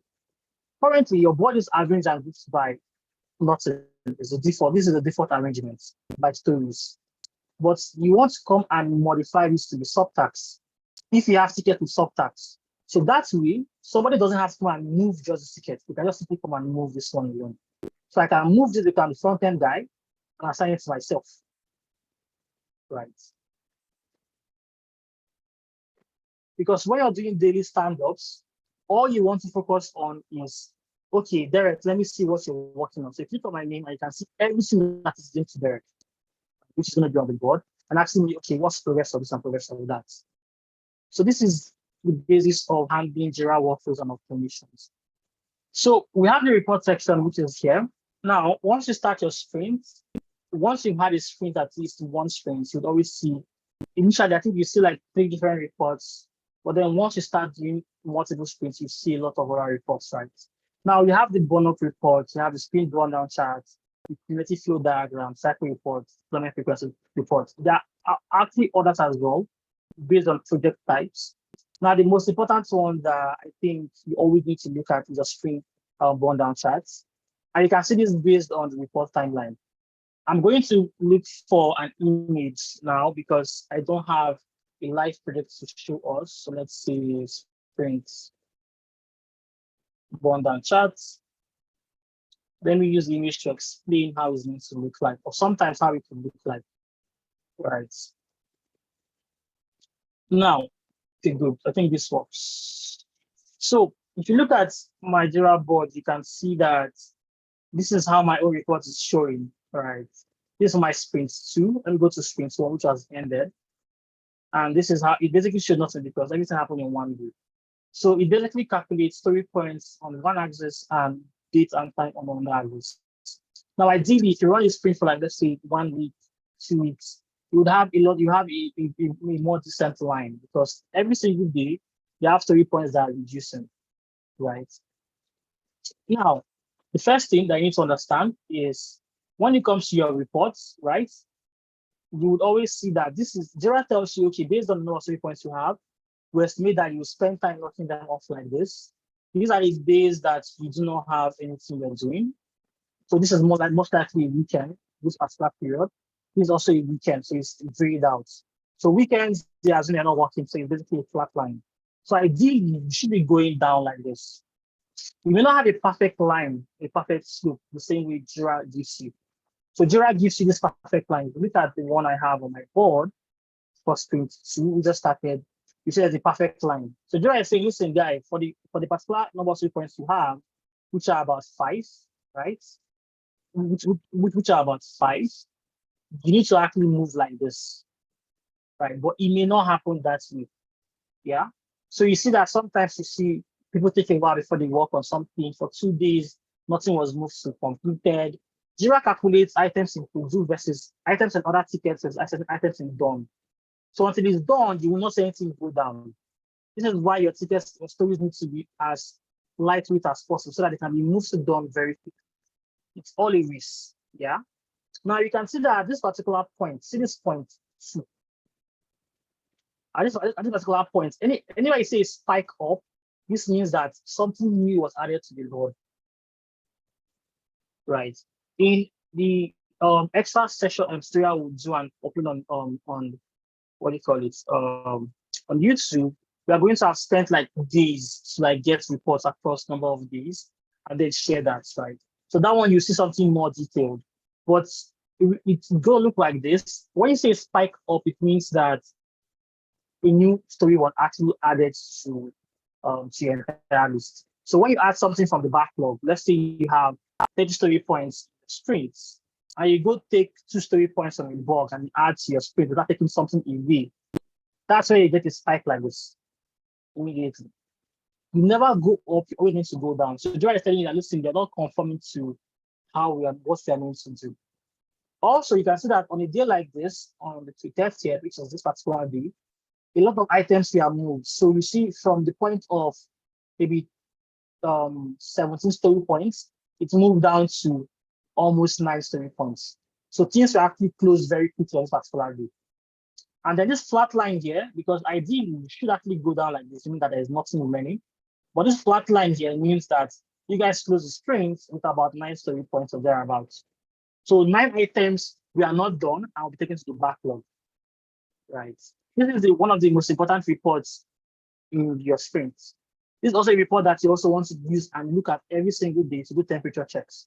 Because when you see that you're way above the line, you want to tell yourself, okay, how can we get faster? But it means that people are actually taking a lot more time to knock things off than needed. So when you say sprints, let's look at something like this. So it seems like what I to say, avoid cliffhanger burn down charts. Now this is what I want to talk about. When you see something like this, where everything was flatlined up to this point and they start dropping down, it's not healthy. It means that a lot of things we are still in QA, or blocks, up until this particular day and they are all closed. The idea is that developers most likely close them quickly because There was too much pressure, and they could easily make mistakes at that particular point because they quickly closed a lot of things down.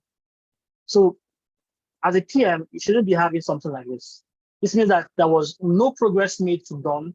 Nothing was completed from December 15th till December 24th or 22nd, right? And that doesn't really good at all.